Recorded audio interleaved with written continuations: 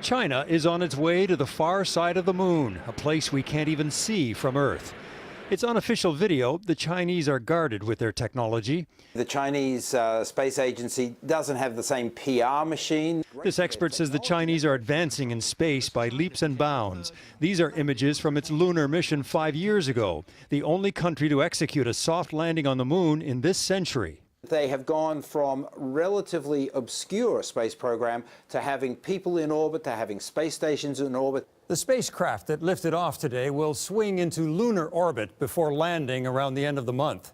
Many think of it as the dark side of the moon. In fact, when the moon rotates around the Earth, the dark side today will be in sunlight in 2 weeks and then back again. So there's no permanent dark side. But one side does face Earth at all times, and so the far side is tricky. For starters, it requires a satellite to communicate between the landing site and the Earth.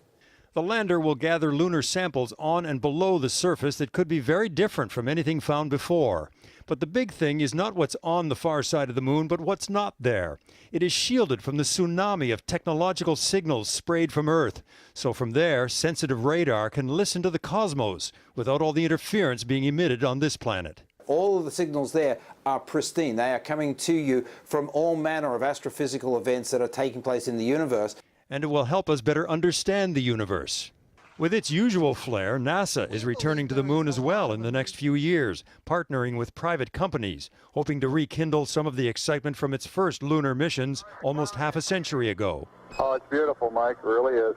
But the Chinese and other countries are mounting a challenge to the traditional space powers. China, Japan, India, they're all creating their own industries in the same way because these are of great strategic importance. The Chinese are expected to go to Mars in the mid-2020s.